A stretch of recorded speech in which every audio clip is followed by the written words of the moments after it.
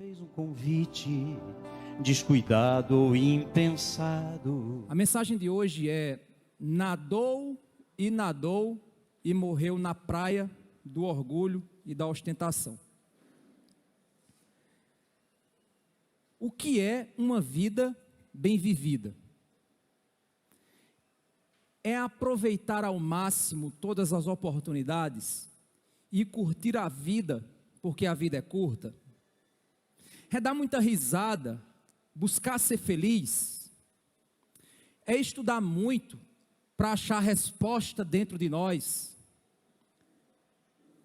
Será que viver uma vida bem vivida é fazer grandes obras para criar um mundo perfeito ao redor de nós?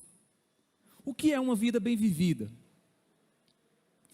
É viver para fazer o bem aos outros e deixar um legado de bondade e grandeza de espírito. Isso é viver uma vida bem vivida? O que é viver bem?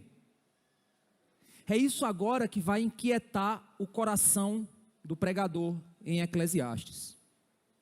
E é isso que a gente vai refletir hoje. Abram suas Bíblias em Eclesiastes capítulo 2, verso 12. Eclesiastes capítulo 2, verso 12.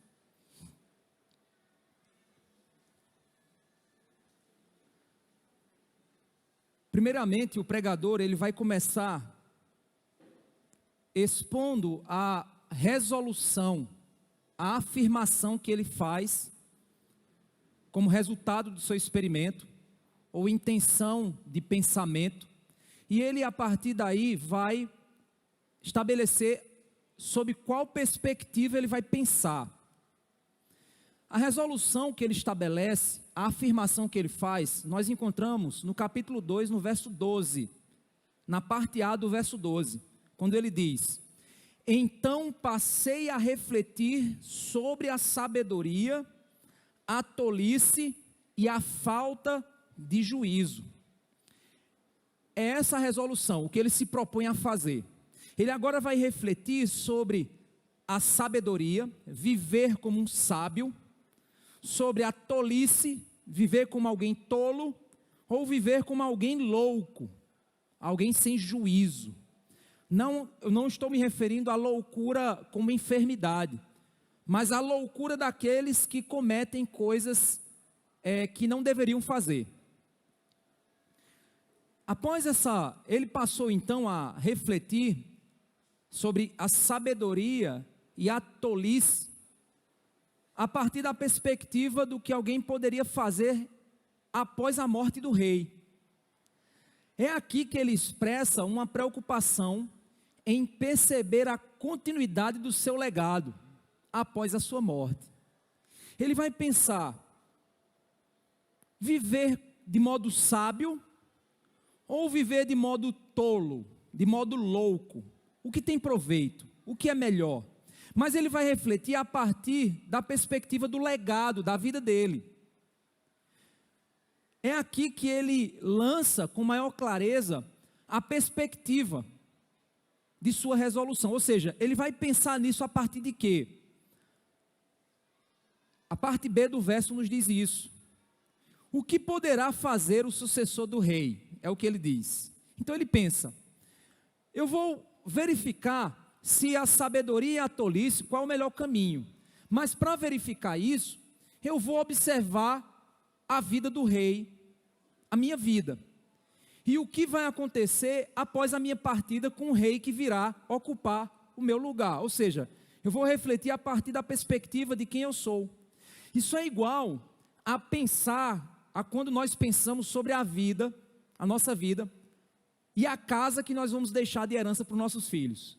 Você vai pensar: rapaz, eu preciso fazer um pé de meia, eu preciso ter uma condição, ter um bem para deixar para os meus filhos quando eu partir. A empresa que eu vou deixar, a igreja que eu vou passar adiante quando eu deixar de ser a liderança desse local, o nome que nós seremos lembrados, quem seremos para os que vieram após nós. Será que o segredo da vida é fazer o bem e deixar um grande legado a ser lembrado? Será que é isso? Então o sentido da vida é esse. É fazer alguma coisa para as outras pessoas lembrarem de nós. Viver para ser grande. Morrer com a grandeza de suas obras na mente dos outros. É isso que eu vou investigar agora. É mais ou menos o que diria o pregador. Ah, finalmente eu achei. Agora eu vou viver uma vida fazendo algo sábio e bom, de modo a ser lembrado pelos que virão fazer o meu nome. Daqui a muitos anos, pessoas falarão de mim, falarão sobre mim.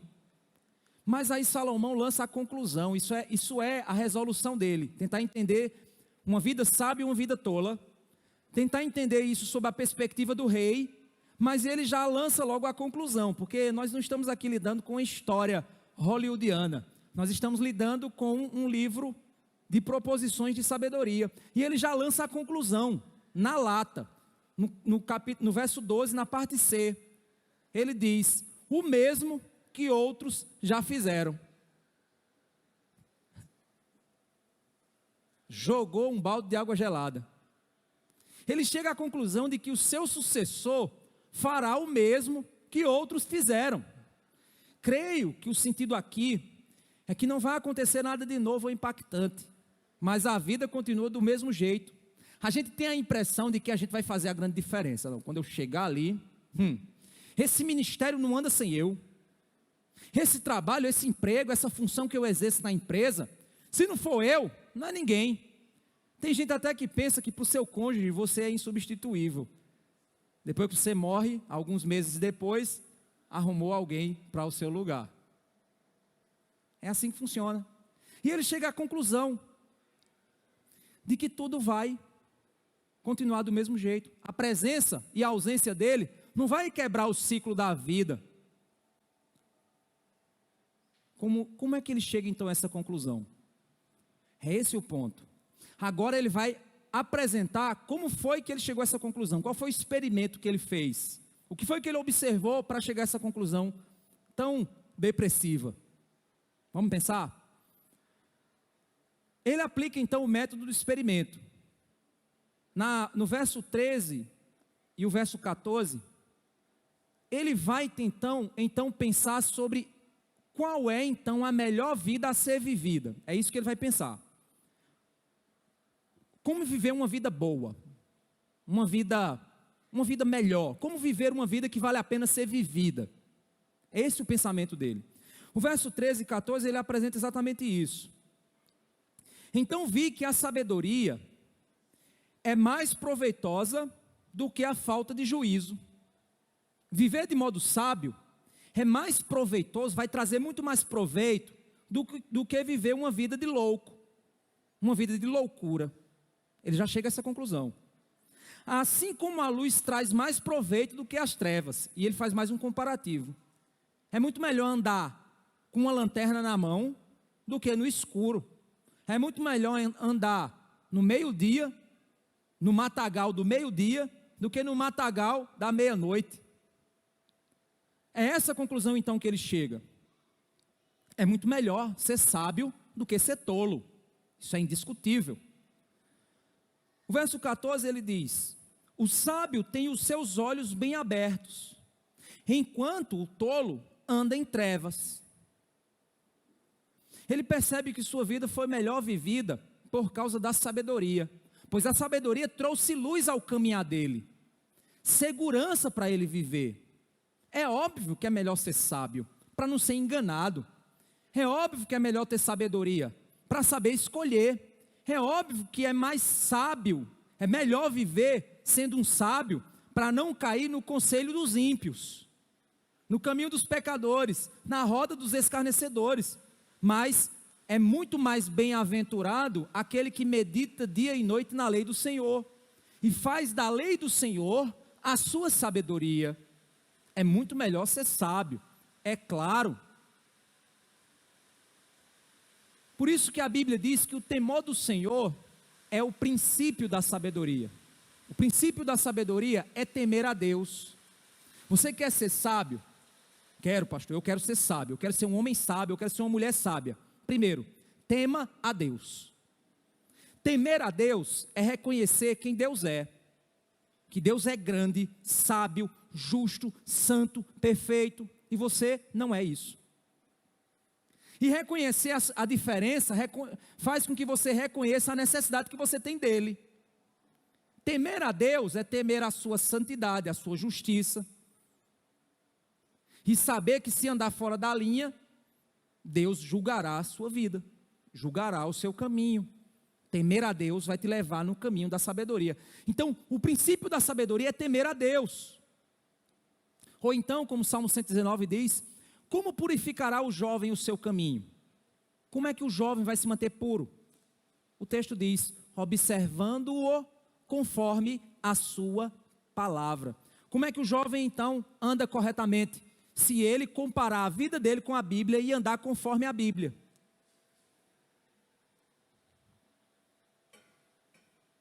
Então, uma vida bem vivida é o caminho, pois assim eu terei algo que me diferencie dos tolos. O tolo anda na loucura, na tolice. O sábio anda na sabedoria. Isso é o que me diferencia dele. Afinal de contas, Deus vai me recompensar por isso.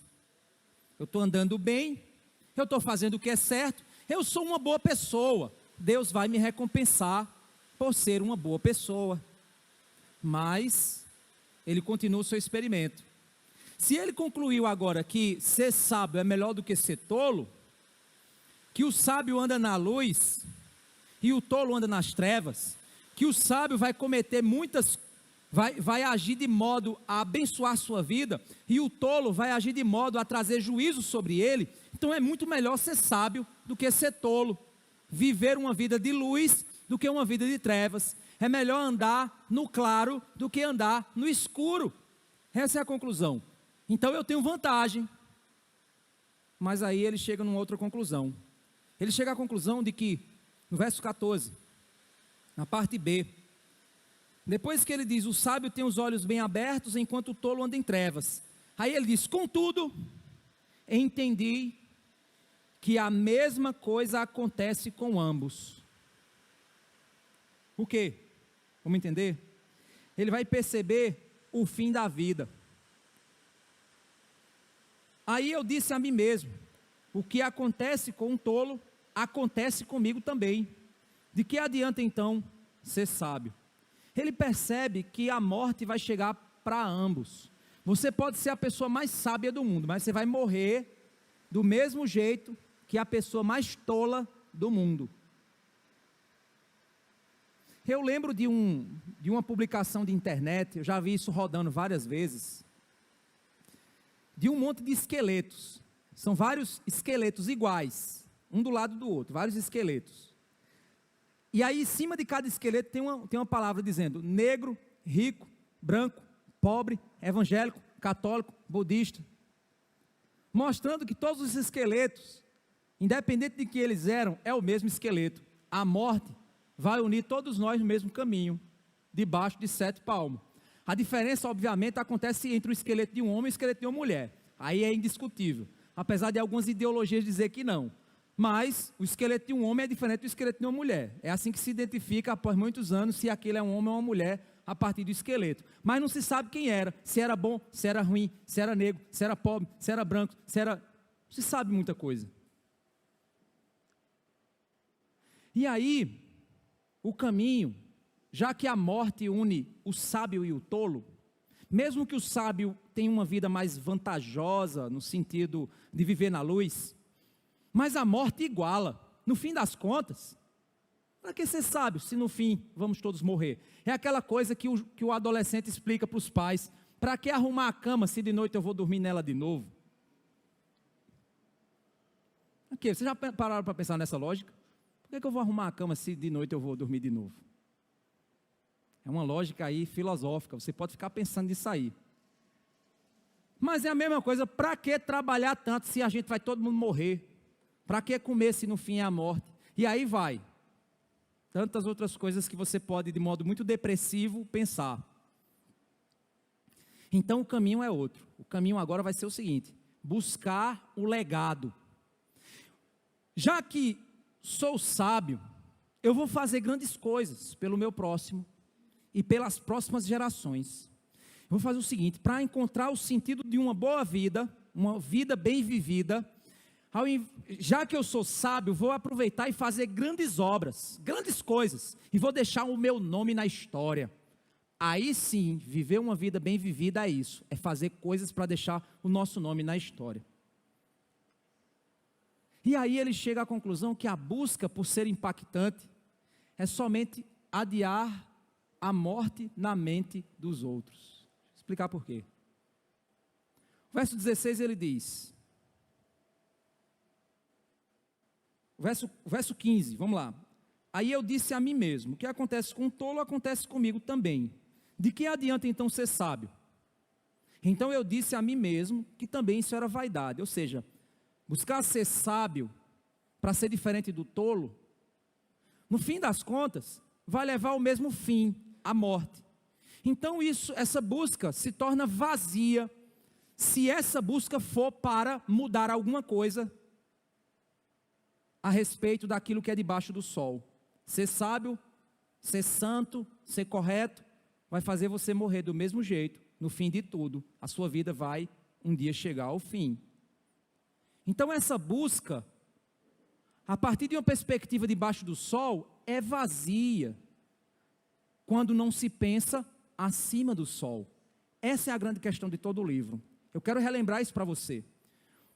O que ele está dizendo não é que você não... então já que ser sábio não faz diferença, então eu vou fazer doidice, sai por aí, loucura por aí, vou chutar o pau da barraca e me embora no mundão. Se você tiver uma perspectiva só debaixo do sol, talvez seja interessante essa visão. Mas a vida não é somente debaixo do sol, existe algo acima do sol. E esse algo acima do sol, um dia vai nos julgar. Essa é a perspectiva do livro de Eclesiastes. Não é dizer para você que não vale nada do que você faz, é dizer para você que fazer achando que essas coisas farão a diferença na eternidade, esse é o problema. Achar que essas coisas vão preencher o vazio do teu coração, esse é o problema. Para que você possa viver uma vida, segundo Eclesiastes, uma vida bem vivida, você vai precisar adquirir uma perspectiva acima do sol. É nessa direção que ele está caminhando aqui. Só que ele chega e diz assim: ok, mas debaixo do sol, o sábio e o tolo morrem do mesmo jeito. Então, qual é a vantagem de ser sábio, no fim das contas? Então eu disse a mim mesmo, também isso era vaidade. Essa é a conclusão que ele chega. Aí no verso 16, ele diz: pois nem o sábio, nem o tolo serão lembrados para sempre. Pois passado alguns dias, tudo cai no esquecimento. Então, ele pensou: se eu sou sábio, eu vou fazer grandes obras. Se eu fizer grandes obras, eu vou deixar um legado para as próximas gerações. E o meu nome vai ser lembrado, mesmo depois da minha morte. Então, fazer um nome para ser lembrado é o caminho para achar sentido para viver uma vida bem vivida. Existe aqui, irmãos, uma segunda morte no contexto social. Uma segunda morte que chega a todos. É a morte do esquecimento. A primeira morte é a morte física. Estou falando socialmente. É o corpo, o coração parar. Mas tem uma segunda morte que entra no pensamento dele aqui. É a morte do esquecimento. Morremos fisicamente e com o tempo morreremos na lembrança daqueles que dizem nos amar. Até que todos que se lembram de nós possam também partir, e assim descansamos de nossas obras no esquecimento da história humana. Aí você pensa: mas isso é injusto. Eles não existiriam se nós não existíssemos. Mas nós também não existiríamos se os nossos antepassados não tivessem lutado pela vida, trabalhado, fadigado, sofrido, lutado para nos proteger, para nos alimentar, para nos vestir, a nós, aos nossos pais, aos nossos avós, aos nossos bisavós. Você se lembra quem é o seu pai? Sim. E seu avô? Sim. E seu bisavô? E o tataravô? Me diga pelo menos o nome dele. E por aí vai. Mas aí você pode pensar, eu vou fazer algo grande, eu não vou ser igual a eles não fizeram coisas grandes, eu vou fazer algo grande para deixar o meu legado. As pessoas lembrarão do meu legado, do meu nome. Mas quem foi você no sentido que foi para aqueles que você amou, conviveu, que você fez bem para eles, ou até fez raiva? Quem foi você de verdade na mente daqueles que se lembram do que você fez? Aqueles que só lembram do seu legado, mas nunca falaram com você. Quem é você para essas pessoas? Hoje você até poderia ter seu nome em uma rua, em uma escola, não é assim, né? Tem gente por aí, tem as escolas que tem um nome que você diz, sei lá quem foi esse cara, só sei que eu estudo naquela escola. Você faz uso da escola, mas não sabe o nome da pessoa que deu o nome à escola. Quer dizer, você sabe o nome, não sabe quem foi. Um teatro. O seu nome em uma lei, como as leis de Newton. Newton para sempre, forever Newton. Ou por aí vai. As pessoas conhecem o que você fez, usam o que você fez, mas quem é você como pessoa para elas? Quem é Newton para você se não fosse igual a massa vezes a aceleração? No fim, você morreu, ficou apenas o que você fez, que pode ser usado com sabedoria por outros, ou o seu legado pode ser usado para fazer bombas atômicas, como a boa ciência que Einstein deixou, ou os aviões que transportam pessoas, são usados para transportar armas.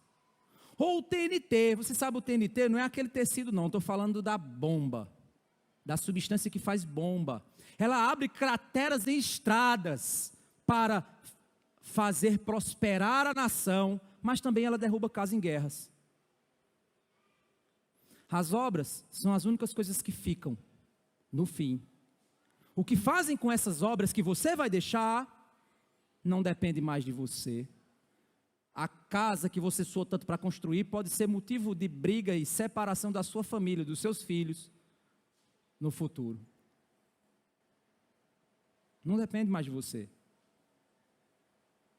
Pois você e o que você acreditava deixou de ser lembrado e apenas descansa no cemitério das lembranças humanas.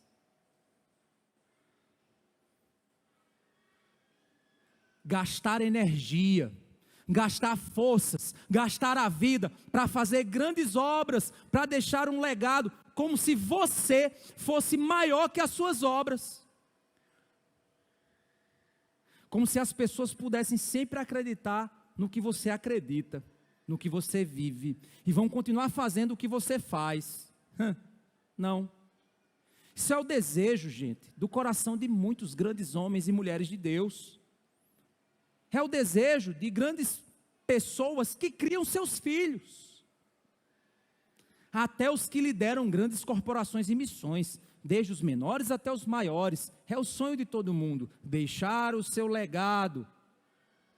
Mas no fim de tudo, resta apenas a obra, resta apenas a casa, resta apenas a igreja, resta apenas o livro que você escreveu, resta apenas o que você fez. Pouco tempo depois, a lembrança de quem você foi se vai em uma segunda morte, no cemitério das histórias humanas. É isso que ele percebe no fim de tudo. Mesmo que eu faça grandes coisas com a minha sabedoria, deixando um legado para as gerações seguintes, isso não vai trazer sentido para a minha vida. Porque o que eu vou deixar não vai fazer muita diferença a respeito de mim e de quem eu sou para as gerações seguintes. Nenhum proveito há para mim. Tem tanta gente se gastando, né, para ter tantos bens materiais.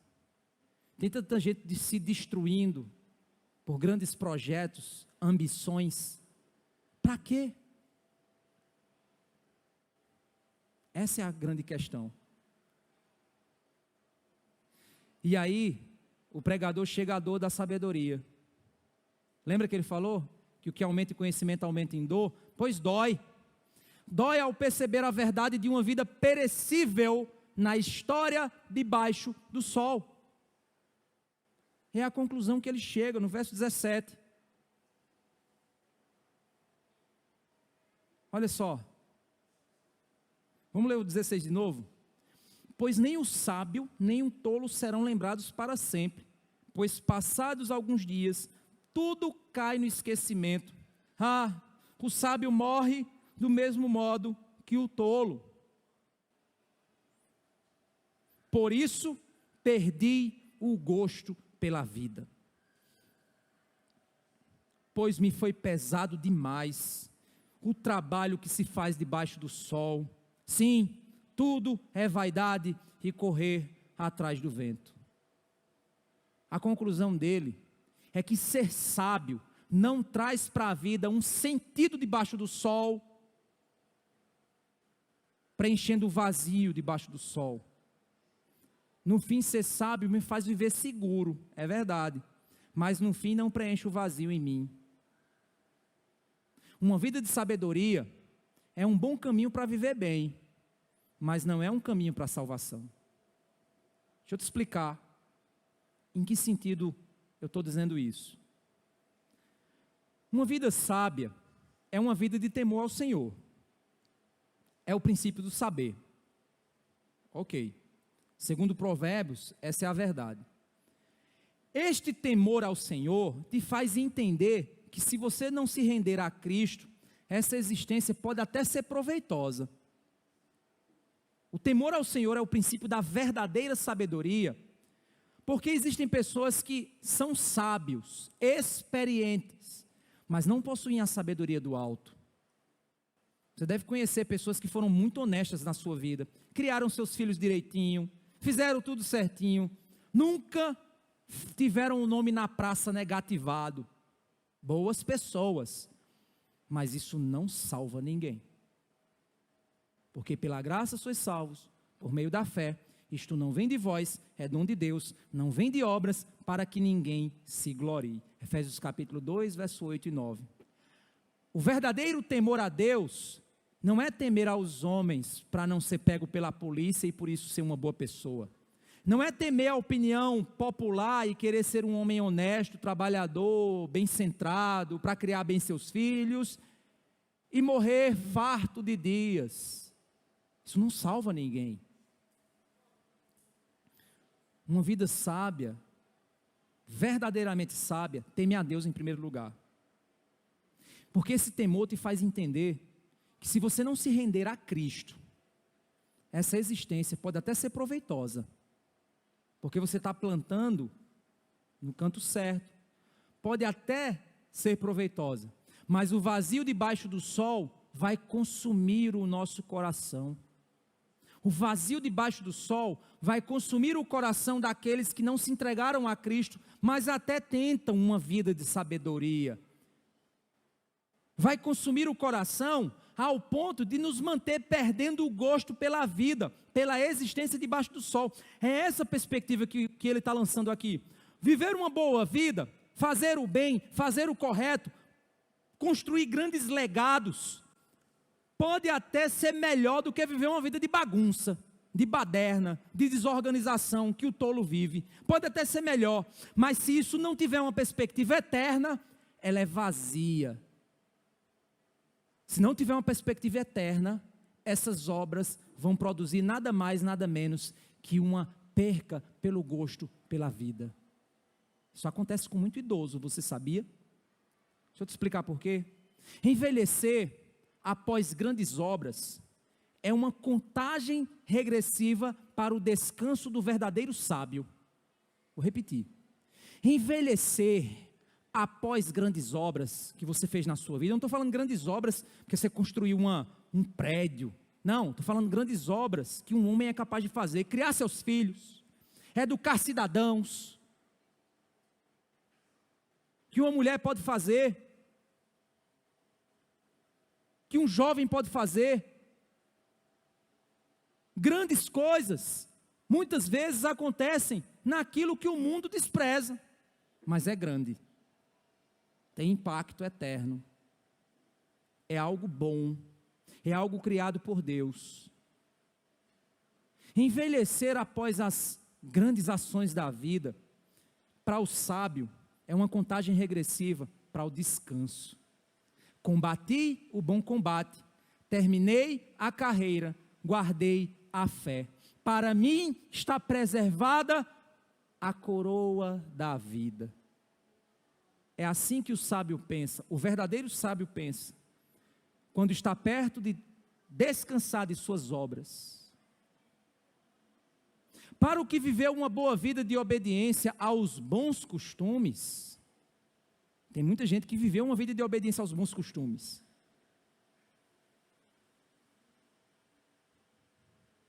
Queria eu que os meus pais estivessem ouvindo essa mensagem, espero um dia eles ouvirem.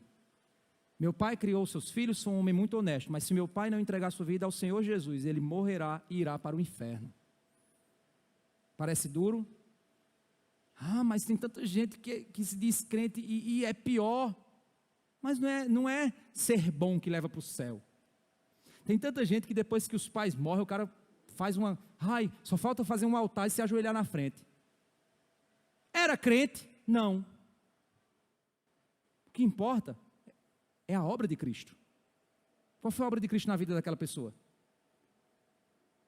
Viveu bem, fez o bem, foi suficiente? Foi, viveu uma boa vida. Louvado seja Deus pela bondade de Deus, ao ter dado uma boa vida ao ímpio. Mas após a morte, a condenação eterna é o que espera. Porque não é por obras que ninguém é salvo, é pela graça de Deus.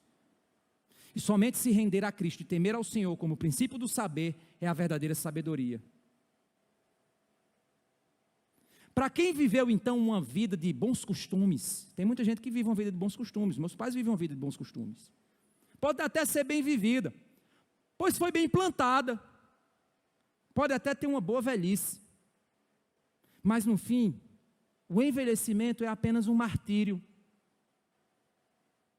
de não ter mais forças ou saúde, caminhar para o escuro, de um fim que não se sabe para onde vai.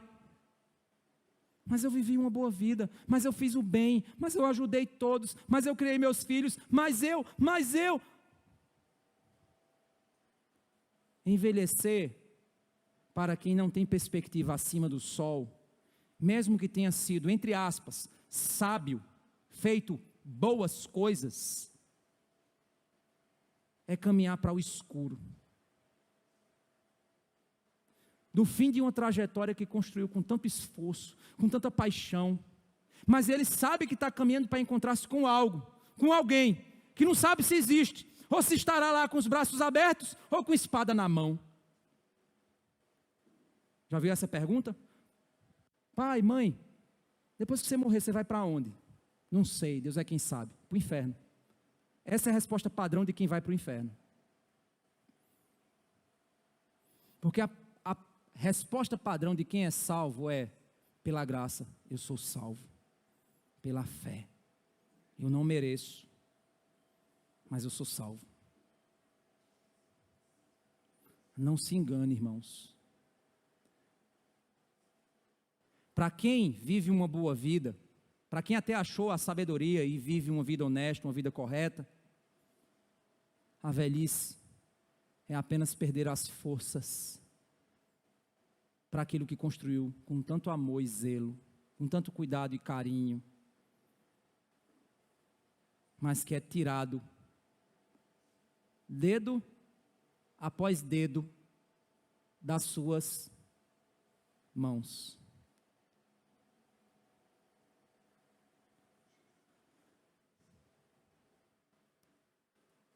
Quem Deus é para você? Deus é o lugar do descanso de obras de sabedoria, debaixo do sol? Ou é um lugar incerto que você evita falar? Não, quando chegar lá eu vejo. Depois eu vejo. Aí vem o engano dos jovens. O jovem acha que porque tem força, pode tudo, é o gostosão das tapiocas. É o cara. Aí ele acha que está abafando. Forever young, I wanna be forever young. Aquela música, né? Vou viver para sempre, vou viver para sempre. Década de 80, né? O pessoal tinha essa viagem. Viver para sempre, vamos viver para sempre. Vai viver para sempre nada. A maioria que se drogou morreu com 20 anos, com 25, com 30 anos. Não aproveitou nada. Viveu uma vida louca e acabou debaixo do chão. Não é assim. Quem Deus é para você?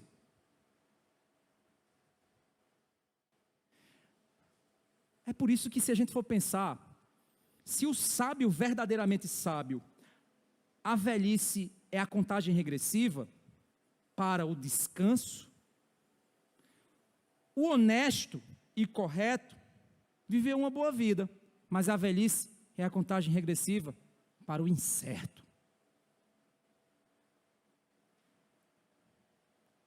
Mas e o tolo?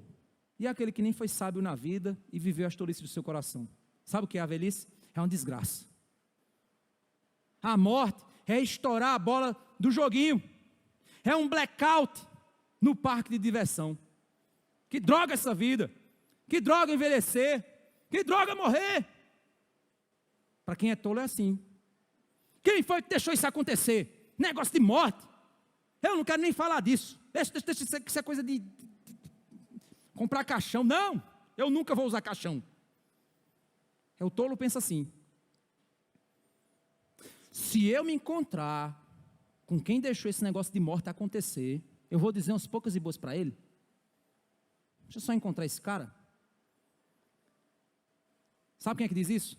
O louco que destruiu a saúde com muita cachaça, destruiu a família com adultério, enganou muita gente com negócios ilícitos, e por aí vai. É esse que diz isso. A gente precisa ampliar a nossa visão para cima do sol. A existência não é temporal. Por mais que os cientistas digam que só existe matéria, mas Deus não criou só matéria. Deus criou a nossa alma. Deus criou um universo de cores, sabores, um universo que nós nos relacionamos de modo espiritual. Ou quando você está triste, você não pensa em comida. O que é que tem a ver tristeza com comida? Ou quando você está estressado, você não pensa talvez em sexo, pornografia. Qual relação tem uma coisa com a outra? Descanso. Essa é a relação. A busca pelo descanso. Vou descansar minha alma aonde? No sexo, nas drogas, na farra, nos filmes, nas séries. Vou descansar minha alma lá. É a busca pelo descanso. É a angústia da existência. Deus nos criou como seres eternos. Salomão vai dizer isso para frente. Deus nos criou como seres eternos. E por isso queremos encontrar esse sentido. Por isso que o pregador está tentando, buscando. É óbvio que ele sabe. O experimento aqui não é que Salomão era incrédulo. Entenda isso, pelo amor de Deus. O experimento aqui é Salomão dizendo o seguinte: deixa eu pensar, deixa eu pegar o lado espiritual da vida, o lado acima do sol, deixa eu tirar isso da jogada, e eu vou pensar só abaixo do sol, e vou tentar achar algo bom para se fazer só nessa dimensão. Essa é a conclusão que ele está chegando. Está tentando de tudo. Ele está tentando de tudo. Mas ele está percebendo que uma vida debaixo do sol não é suficiente. Não é suficiente para a alma, porque a alma não é matéria. A alma, ela vem de cima do sol.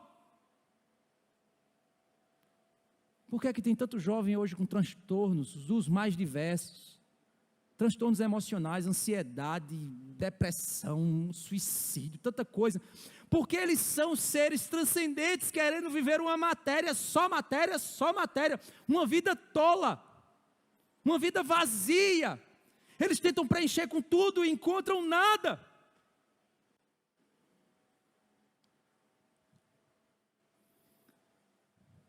Precisamos ampliar a nossa visão para cima do sol. A existência não é temporal, ela é eterna. É na eternidade que vamos prestar contas de todas as obras que fizemos, que nos afadigamos debaixo do sol. É isso que o pregador vai concluir lá no final do livro. Vamos lá para Eclesiastes capítulo 12. Vai lá, Eclesiastes capítulo 12. Verso 13 e 14. Olha o que ele diz. De tudo que se ouviu, a conclusão é esta: tema a Deus, guarde os seus mandamentos, porque isto é o dever de cada pessoa, não é um bônus que ele está dando, não, é o seu dever. Porque Deus há de trazer juízo, todas as obras, até as que estão escondidas, quer sejam boas, quer sejam más. Essa é a conclusão, que ele vai chegar lá no final do livro, ele vai dizer o seguinte: eu concluí o seguinte: viva como um crente, de verdade, ou senão tu está frito. Tu está frito. Viva a vida como Deus criou, uma vida transcendente, uma vida que não morre só nessa matéria, uma vida que vai acima do sol. Viva essa vida, senão você está frito. Vai viver uma vida vazia, cheia de transtorno e distúrbio de todo tipo do teu coração, e no fim, não aproveitou nada daquilo que Deus criou para te abençoar. Porque tua vida foi só brigando com Deus, brigando com Deus, brigando com Deus, brigando com Deus, querendo o que Deus não quer para a tua vida, querendo o que Deus não quer para a tua vida, querendo o que Deus não quer para a tua vida, e Deus com tudo para te dar, e você querendo o nada, do lugar do tudo.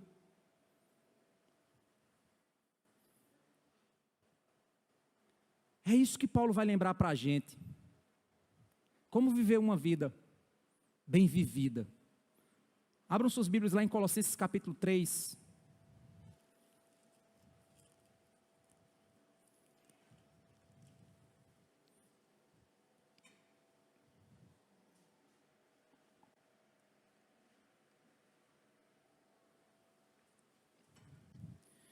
Colossenses capítulo 3, a partir do verso 1. Vamos ler. Portanto, se vocês foram ressuscitados juntamente com Cristo, ele está falando para crente aqui, certo? Busquem as coisas lá do alto. Do alto aonde? De cima do sol. Onde Cristo vive, assentado à direita de Deus. Pensem nas coisas lá do alto, e não nas que são aqui da terra, porque vocês morreram, e a vida de vocês está oculta juntamente com Cristo, em Deus. Quando Cristo, que é a vida de vocês, se manifestar, então vocês também serão manifestos com Ele em glória. Portanto, por essa razão, pelo fato de você ter desenvolvido uma perspectiva de cima do sol para baixo, pelo fato de você estar olhando de cima para baixo com a percepção que vem de Deus, e viver uma vida a partir de um olho que vem de cima para baixo, portanto, façam morrer tudo o que pertence à natureza terrena: imoralidade sexual, impureza, paixões, maus desejos e a avareza, que é idolatria. Por causa destas coisas é que vem a ira de Deus sobre os filhos da desobediência. Ele está dizendo o seguinte: é por praticar isso que o mundo vai ser condenado, mas você não é o mundo, você não pertence ao mundo, você foi comprado por um alto preço. Então para de viver o que não é teu, para de buscar alegria em quem não dá alegria, para de viver uma vida somente debaixo do sol. Olha para essas coisas, olha para o dinheiro sob a perspectiva de Deus, para não ser avarento. Olha para o sexo pela perspectiva de Deus, para não cair na pornografia, para não cair na imoralidade sexual, para não cair no adultério.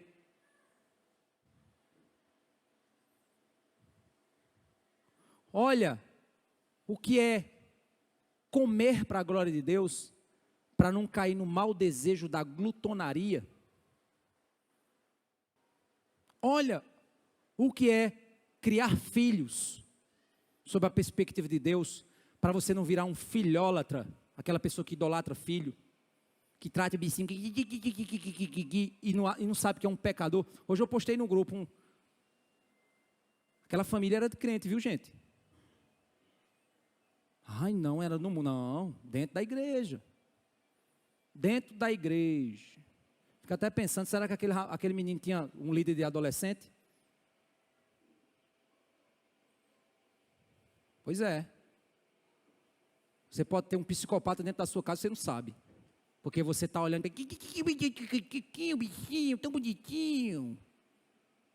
Olhe para o seu filho com o olhar que Deus tem, de que ele é um pecador, carente, precisa da graça de Deus.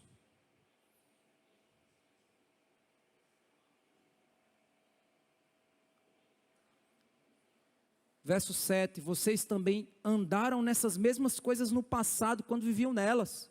Agora, porém, abandonem igualmente todas essas coisas: ira, indignação, maldade, blasfêmia, linguagem obscena no falar. Não mintam uns aos outros, uma vez que vocês se despiram da velha natureza com as suas práticas, se revestiram da nova natureza que se renova para o pleno conhecimento, segundo a imagem daquele que a criou. Aqui não pode haver mais grego, judeu, circuncisão e circuncisão, bárbaro, cita, escravo, livre. Cristo é tudo e está em todos. Portanto, como eleitos de Deus, santos e amados, revistam-se de profunda compaixão, de bondade, de humildade, de mansidão, de paciência. Suportem-se uns aos outros, perdoando-se mutuamente, caso alguém tenha motivo de queixa contra outra pessoa. Assim como o Senhor perdoou vocês, perdoe também uns aos outros. Acima de tudo isto, porém, esteja o amor, que é o vínculo da perfeição. Que a paz de Cristo seja o árbitro no coração de vocês, pois foi para essa paz que vocês foram chamados em um só corpo, e sejam agradecidos. Isso é uma vida com um olhar acima do sol. Não há vazio nela. Não há resposta como, a vida não tem sentido, todo o meu esforço. Salomão chegou na conclusão de que uma vida debaixo do sol é vaidade, porque todo o esforço vai levar a nada. Porque a diferença entre o que se esforçou e o que não se esforçou é nenhuma.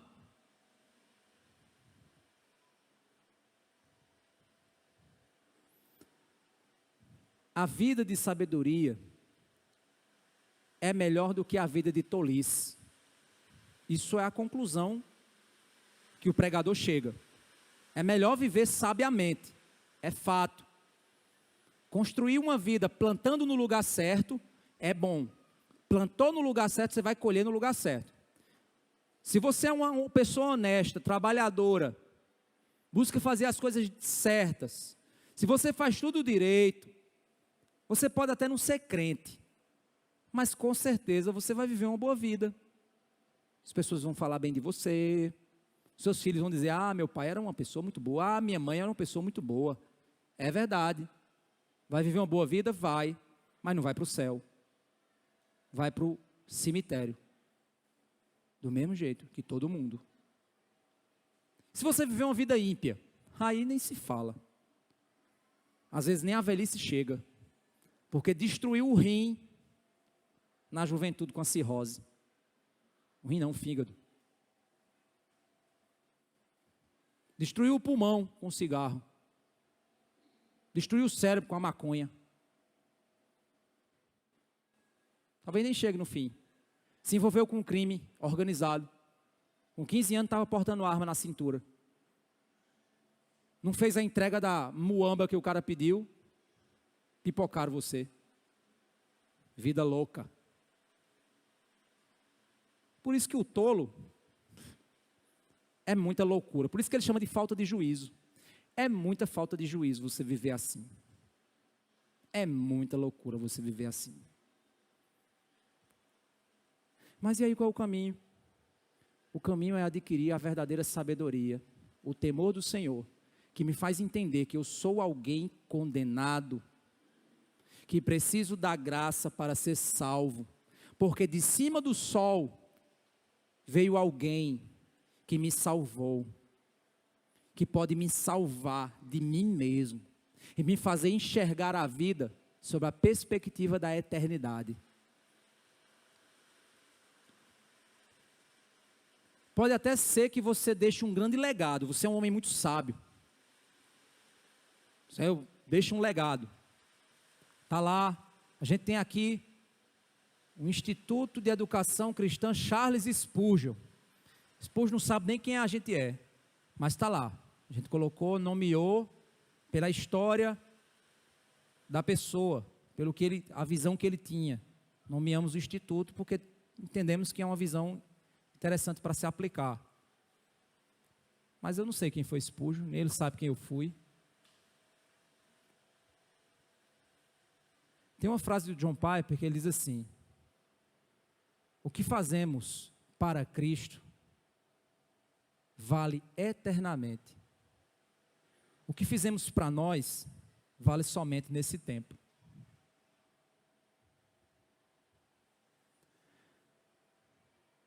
Uma vida de sabedoria é uma vida superior a uma vida de tolice, apesar de ter o mesmo fim debaixo do sol. Por isso, que viver uma vida de sabedoria é viver na luz, mas a única luz verdadeira nos conduz a Cristo, e a partir de Cristo, nós entendemos que a nossa alma encontrará descanso. E por isso que, para o sábio, verdadeiramente sábio, o que é a velhice? É a oportunidade de dizer: acabei o bom combate, guardei a... Sumiu da minha cabeça. Combati o bom combate, terminei a carreira e guardei a fé. Para mim está reservada a coroa da vida. Para o verdadeiro sábio, que viveu uma vida debaixo do sol para a glória de Deus, ele entende que a velhice é a aproximação do descanso. Um descanso que ele diz: é no Senhor que eu vou descansar. Como viver uma vida bem vivida? E aí, alguns aqui podem dizer assim: pastor, mas eu fiz muita loucura na minha juventude. E agora na minha velhice eu me lembro das loucuras que eu fiz. Louvado seja Deus, que você sabe que foram loucuras. Porque você só sabe que foram loucuras porque a graça te alcançou com a visão acima do sol. E você vai salvar a sua alma, pela graça de Deus. O problema são aqueles que estão aqui e o orgulho não deixa ele perceber que toda a sua vida foi orgulho e ostentação. E que a única diferença para muitos idosos não fazerem as loucuras que faziam é porque não tem mais força. Porque se tivesse, era vida louca, viu? Porque não tem mais saúde. Porque se tivesse, era ostentação, viu? Então para você é o caminho, para você se arrepender e encontrar a salvação em Cristo. E para os jovens que estão aí pensando: isso não é para mim, que o sonho da tua vida seja viver uma vida bem vivida, completar a carreira, guardar a tua fé e deixar para os teus filhos, netos e bisnetos, o legado da cruz. Que esse seja o teu sonho. Que você agora jovem pense assim: eu posso não ter tanta sabedoria, por isso eu sou inexperiente, mas eu temo o Senhor, então eu estou no princípio da sabedoria. A partir disso eu vou construir minha vida. Eu vou adquirir a verdadeira sabedoria. Eu vou respeitar os meus pais. Eu vou obedecer aos meus pais. Vou respeitar os mais velhos. Vou ficar ligado com os amigos e os conselhos dos ímpios. Vou ter cuidado com o uso do celular. Vou manter o meu coração seguro para que eu possa aprender a viver uma vida bem vivida para a glória de Deus.